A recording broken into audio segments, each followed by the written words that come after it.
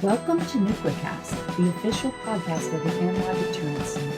Our host is Dr. Adam Ladley, co-founder and vice president for research at the National Institute for Deterrence Studies.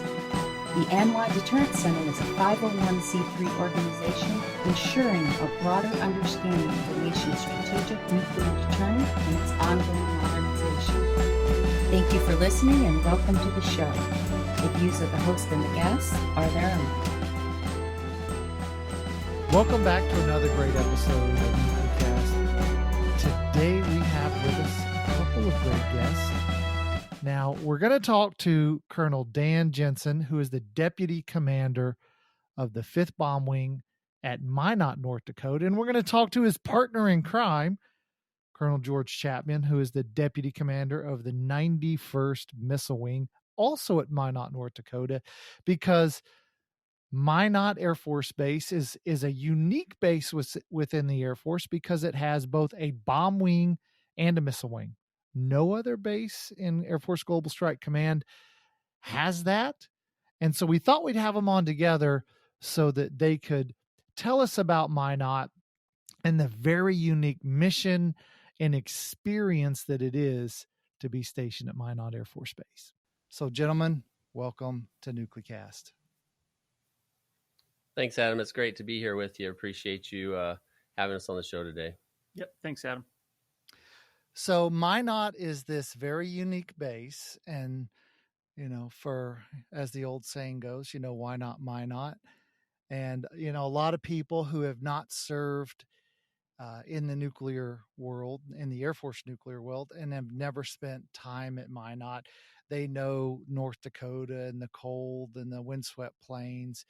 But for folks who have been stationed at Minot, it's not only does it have a unique mission, but it actually has a pretty strong culture such that when airmen leave, they've enjoyed their time at Minot. So before we talk about what it's like to be in North Dakota and to try to fly B-52s in, whether that's 20 degrees below zero, and, when the runway's iced over, and when you've got to drive 3 hours out to your LCC on icy roads in the dead of winter, tell us a little bit about this dual mission that takes place at Minot. And then kind of what is that like to have both missiles and bombers at Minot? I'll let you guys choose who goes first. Well, I'll go ahead and start off. So Minot, with the two wings that are here, is a partnership between the two wings. Basically, one of the wings, the 5th Bomb Wing, takes care of a lot of the infrastructure and the support that's provided to the missile wing. The missile wing is a great partner, and they also work with us to make sure that the resources that we have available can be shared between both the flying operations as well as their missile mission that they take care of. Yeah, it's important to understand that, as you mentioned already, Adam, the uniqueness of Minot is one of the best things about Minot when it comes to that dual mission, as well as just the people that come up here to represent our nation in these two legs of the triad. Yep. So I'll pile in and add to Dan's comments. So first off, Minot has been awesome for Team Chapman so far. We moved here in June of this past summer. So we're new arrivals here. It's our first time being stationed here, but showing up, we quickly became impressed upon by how closely knit the two organizations are in everything that we do. So nothing happens on the 91st Missile Wing side or on the 5th Bomb Wing side that doesn't impact the other's mission. And so when you reached out to me, Adam, and said, hey, how do you feel about doing this NucleCast podcast or event? For me, this was not something that I wanted to try and do by myself, because it's very much about Team Minot. It's very much about how we work together and how we get the mission done. There is I try and perpetuate this idea of the Venn warrior, right? We're familiar with Venn diagrams. And here we have two big missions that are happening at Minot with the 91st Missile Wing and the 5th Bomb Wing. And operations, everything that you need to get those two jobs done is distinct in its own regard.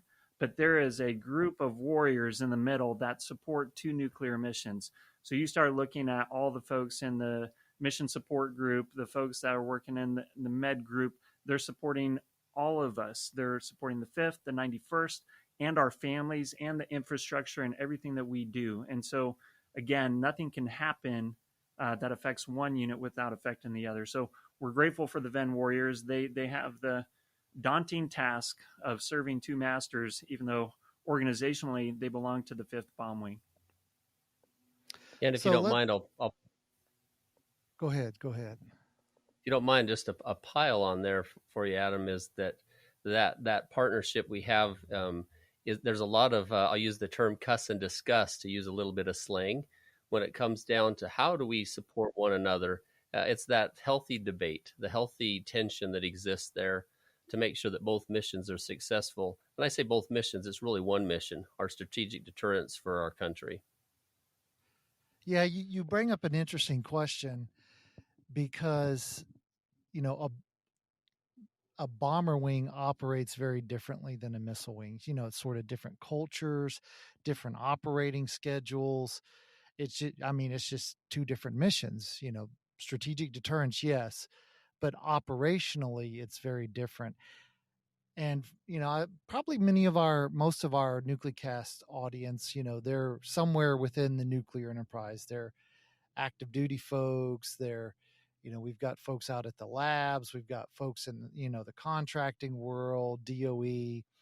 And so for those folks who are listening, who might not have sort of ever been stationed at Minot, maybe they were at Malmstrom where we know was the missile mission and that's it. Or maybe, they were at Barksdale and so it was all bombers. Help them understand what some of these differences might be and then how you work through those differences.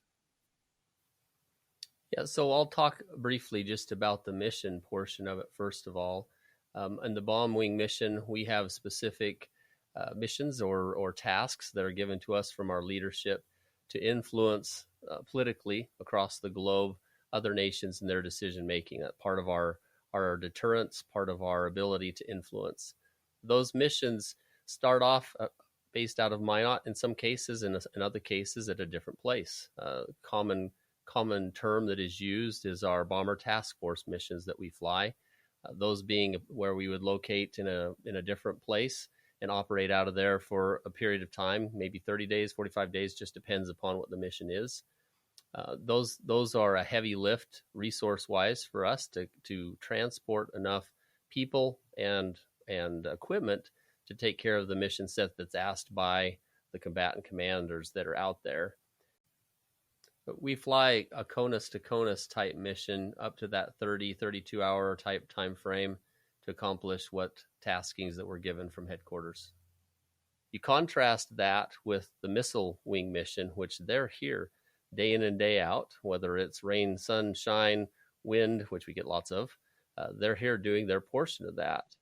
And so although we may step out away from here and operate in different locations, we share the same base, we share the same mission support group, we share the same medical group, and that mission support group, the medical group, feed and care for both. Now, it is a challenging piece to sustain a wing in any of the wings that are out doing the mission that they've been given. Here we have the two wings that are supported.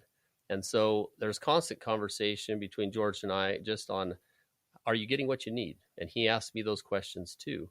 Did we ask too much in this area, not enough that area? How's your mission going? Those types of conversations engender cooperation and engender the appropriate communication to get done what needs to be done. Yes, George? Yeah.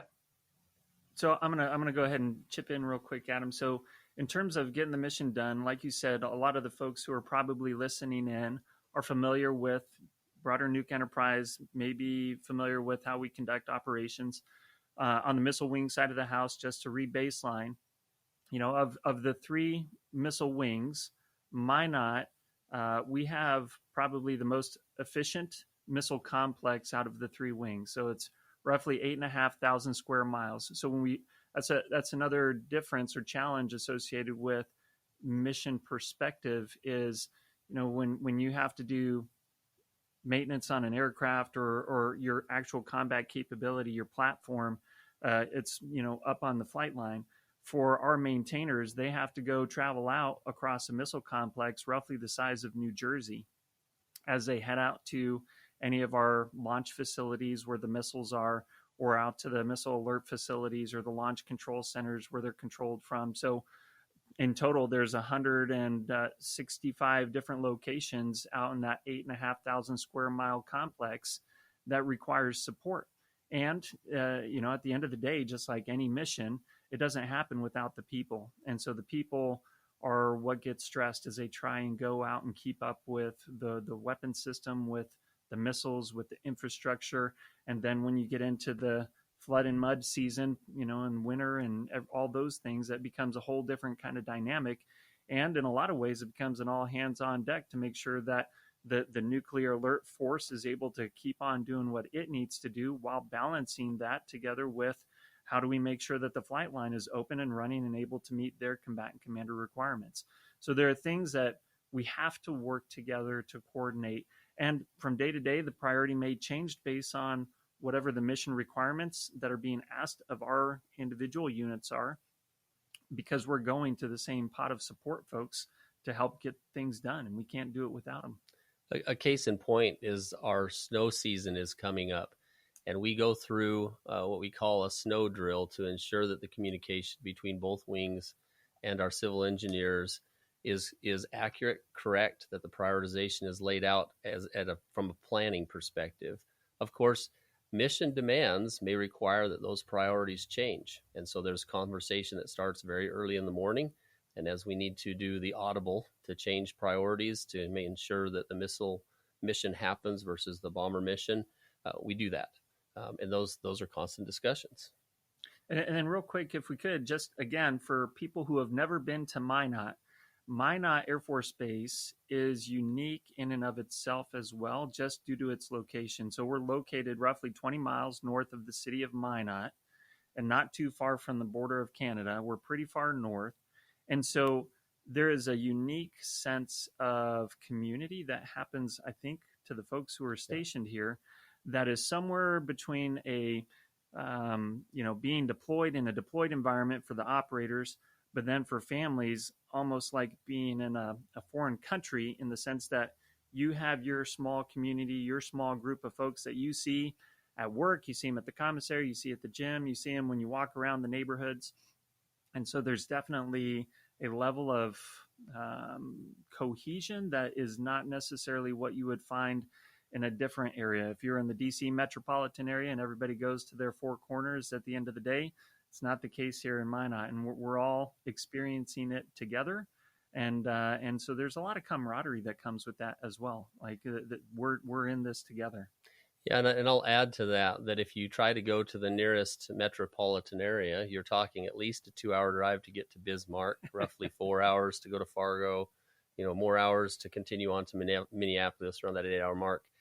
And what you'll see in between is a lot of rolling prairies, farms, and crops. just remind everybody, Bismarck and Fargo, that's like 50,000 people each. So those are the metropolitans that those are Colonel the Jensen was metro. referring to. Yeah, for us. Yeah, and it's funny that you mentioned, because as a young sailor remember the days when the base club was the happening place, and the auto shop was open, and the Navy Exchange, you could actually shop there, and they had good stuff, and it with as we've sort of evolved, those things are not necessarily the center of life like they are somewhat still like at Ramstein, for example. But Minot is a place in the United States where you probably still have a decent club. You probably still have a good bowling alley. You probably still have those kinds of things that we used to have, many moons ago. But as people have, started living out in town instead of on base and things of that nature elsewhere, they've kind of, declined. And so it seems, and it might not, I guess one of the big questions I've got is, are there times when, let's say, the bomb wing is, doing a bomber task force and they're, I don't know, at Guam and, it's the winter and the guys in the 91st are saying, man, I wish I were I wish I were I wish I flew, or I wish I were a B-52, maintenance officer or something to that effect, because they're wishing. And are there times when when the flyers are out on the flight line saying, man, I wish I were in a nice warm LCC right now? Do you see that any kind of rivalry or jealousy between the two wings, or is it always, just kosher all the time, or how does that work?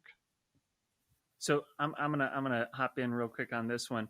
I think that getting a response from either Dan or I on this one maybe isn't representative of what the majority demographic on this base would respond to your question. But because I remember when I was assigned to Malmstrom, and I had a crew partner who he was ahead of me, and he left Malmstrom early, and he got a job down in Florida. And everybody was so jealous that he was heading to Florida.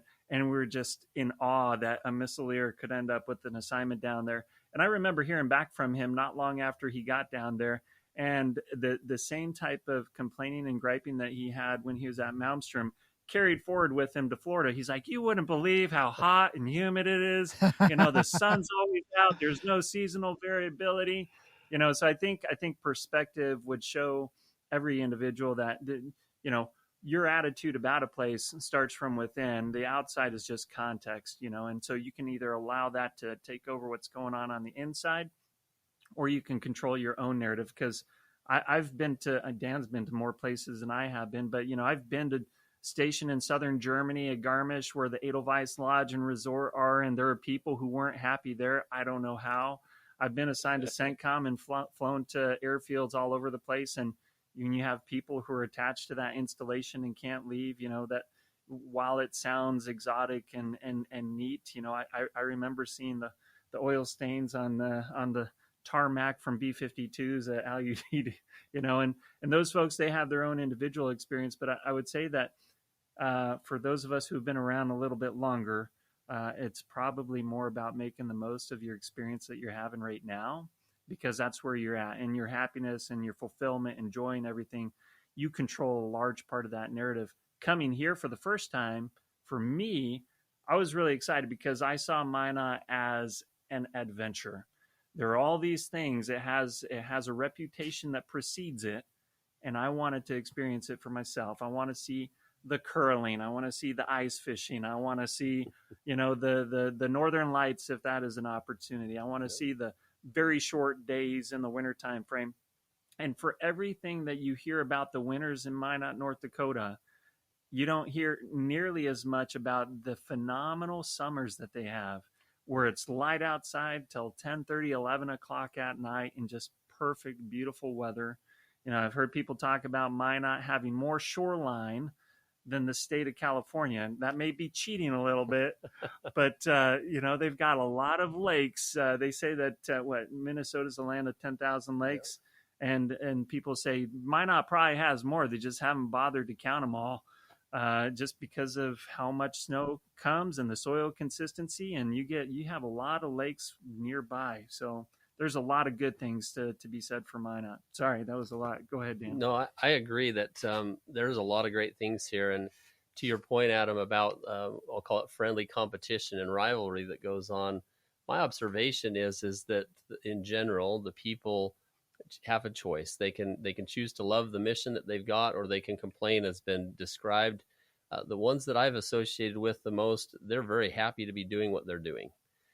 There are people that are always looking for opportunities to serve in other ways, and I think that's normal. It's in the nature of us as human beings to try to advance and move forward and do better, different. One of the things that keeps bringing people back to Minot who've been here, however, is the camaraderie. It's that culture that exists in the individual organizations, clear down to the flight level.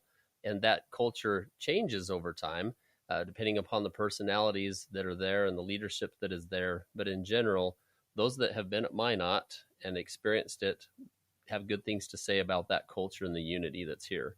And I just haven't experienced that to the level in this assignment. I've been here 3 times now, the third time, as other assignments.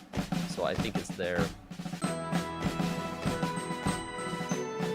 This episode of Nuclecast is brought to you by the AMLA Deterrence Center, whose mission is to educate Americans about the nuclear enterprise and strategic deterrence.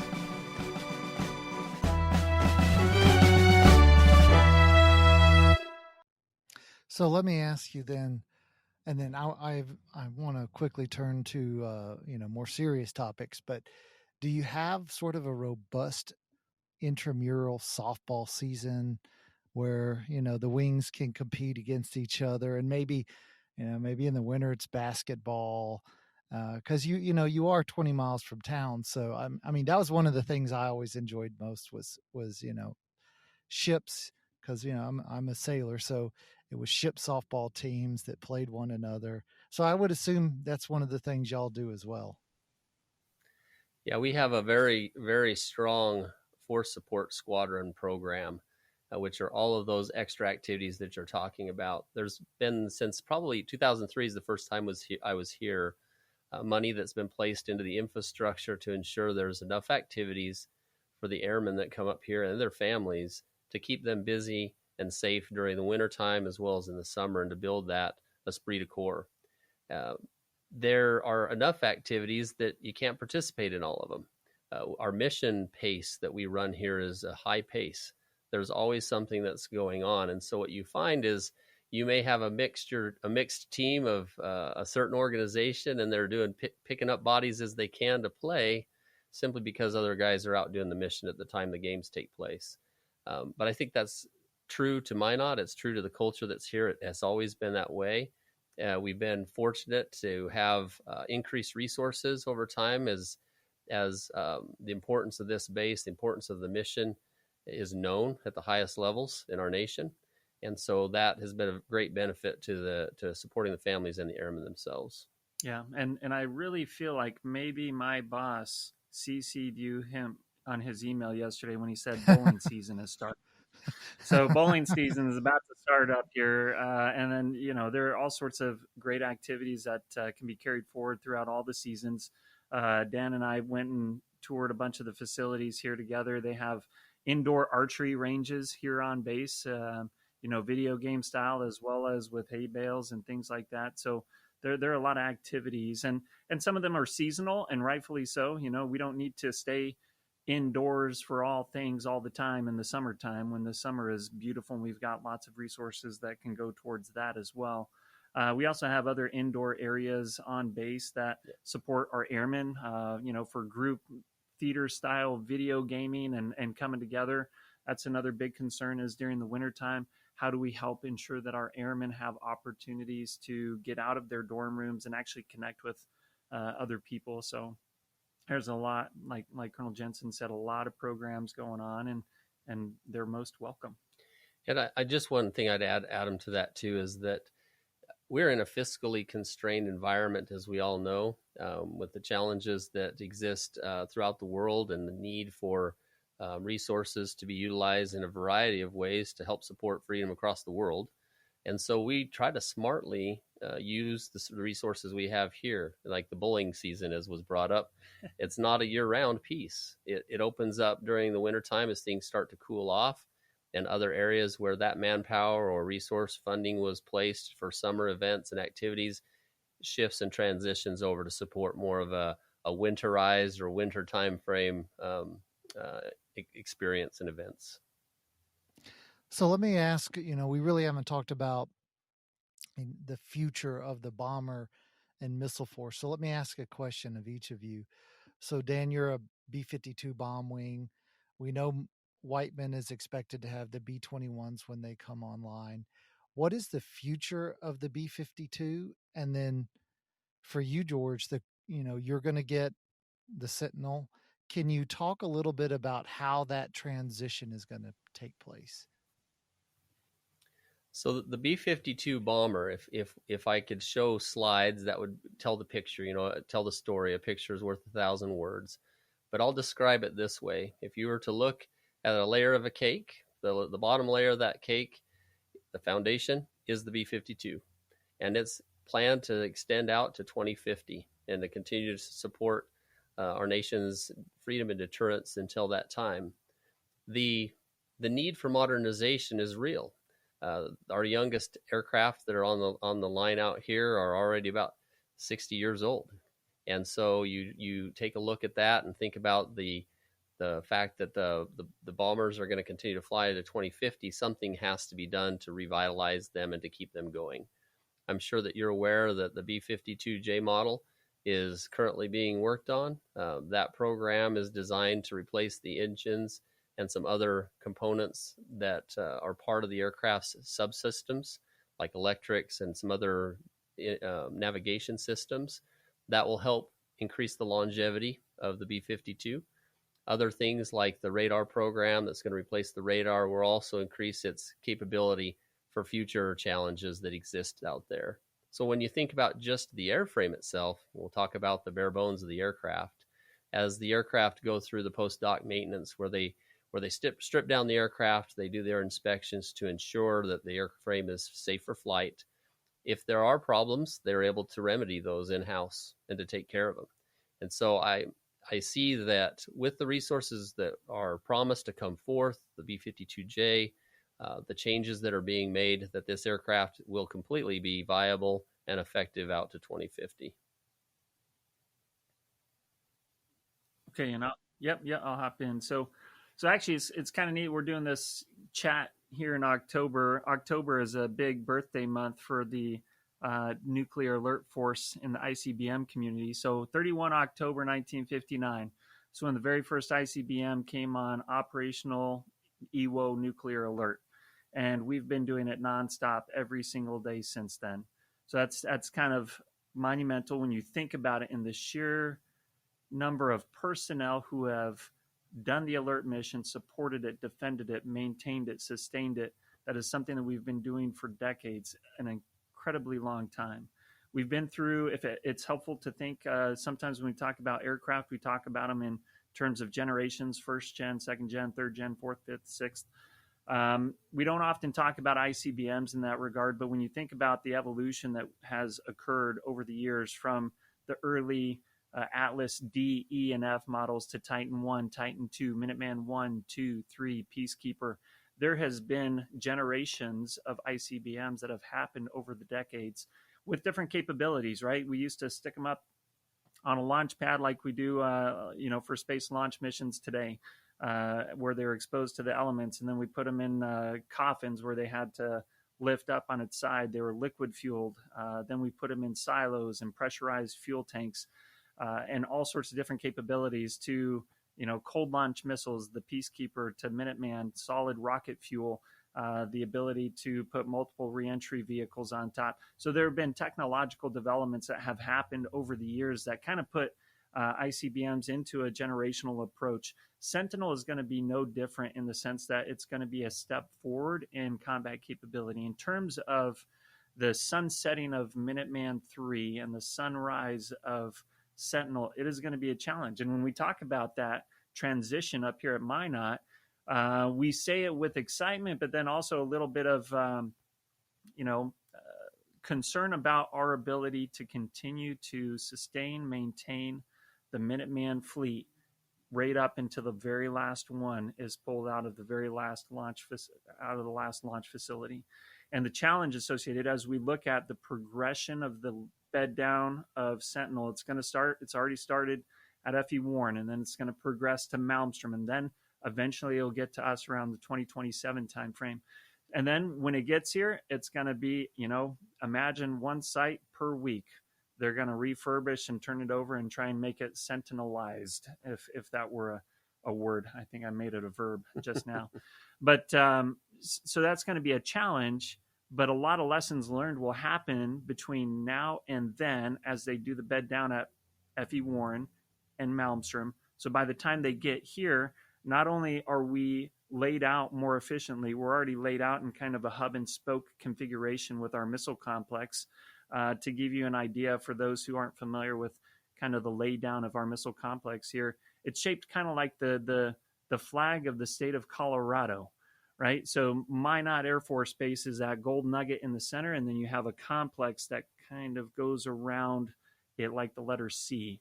And so we're set up more efficiently, but we have other challenges that we will face, like our construction season, the months in the year that you can actually break ground, dig up dirt.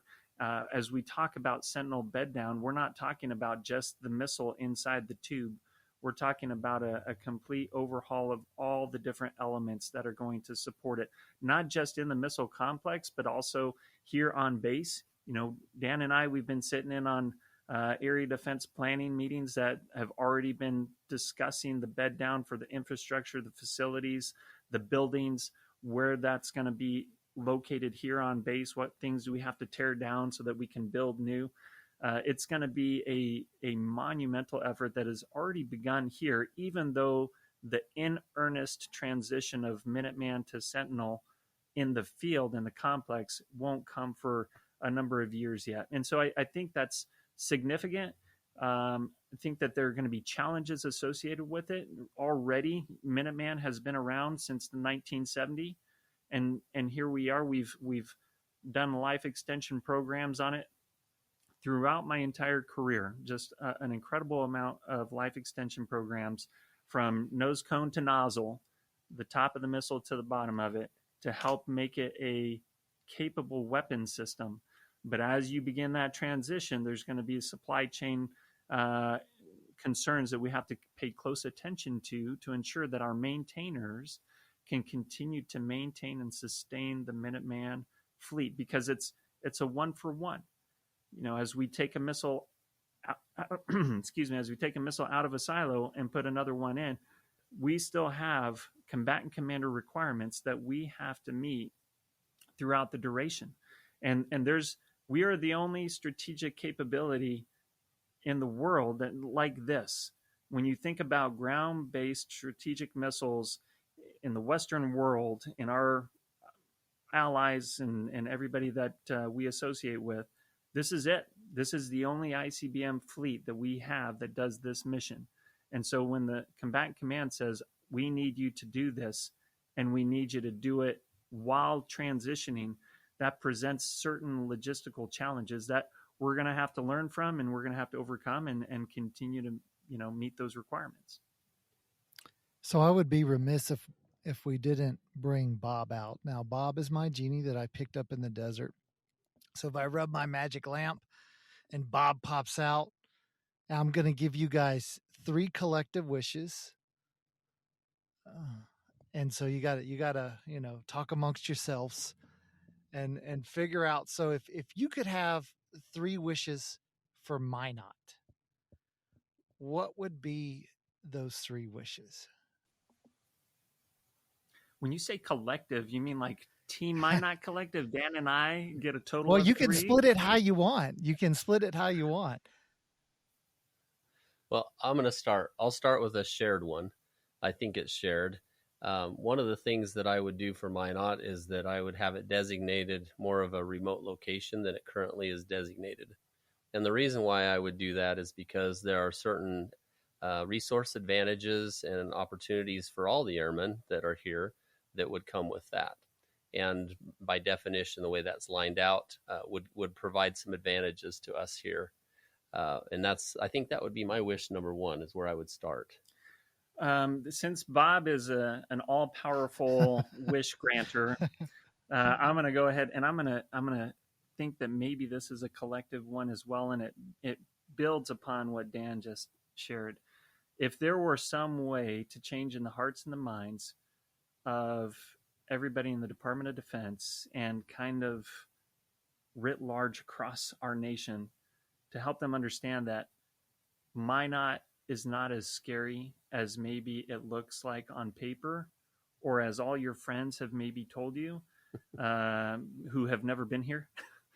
If we could do that, that would be great. I think that not only the base, but the city of Minot struggles with being able to attract talent to come up here and live and work in this community.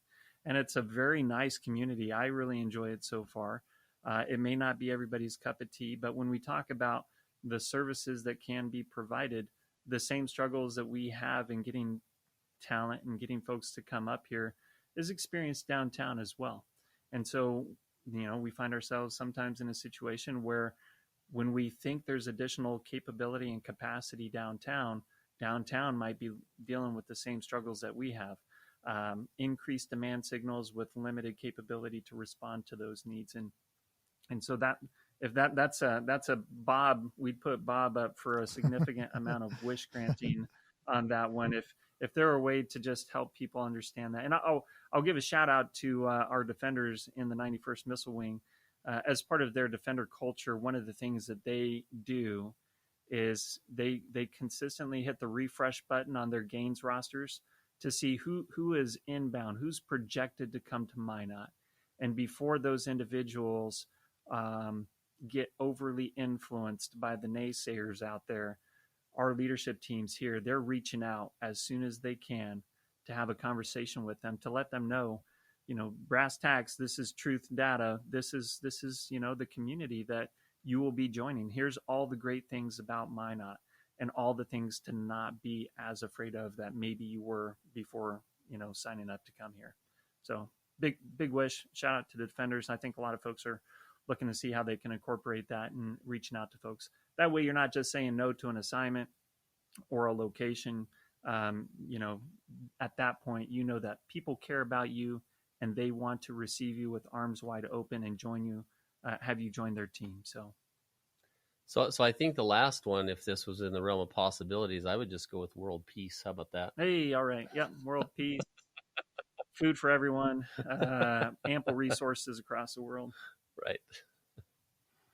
Well, unfortunately, we're out of time. So I want to thank you guys for joining us. Of course, we've been talking to the leadership team at Minot Air Force Base, Colonel Dan Jensen and Colonel George Chapman. Gentlemen, thanks for joining us on NucleCast. Thank you, Adam. Thanks. Appreciate it. Well, what a great discussion with Colonels Chapman and Jensen.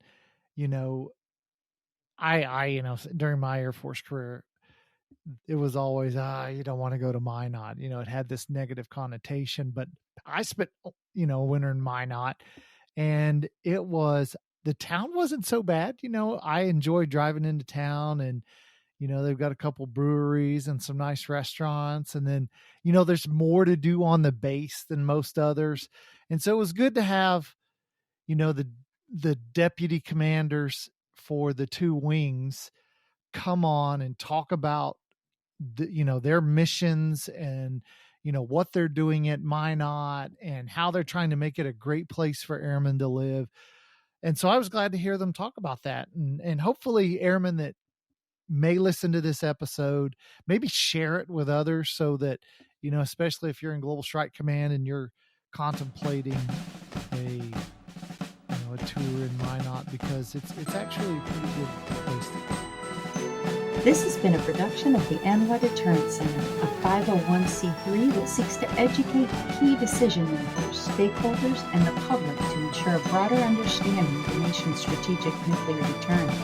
Our executive producer is Kimberly Chan, and this episode has been engineered and mixed by David Krumpa. Help us grow our followers by sharing it and follow the show on LinkedIn, Facebook, and Twitter at NucleCast.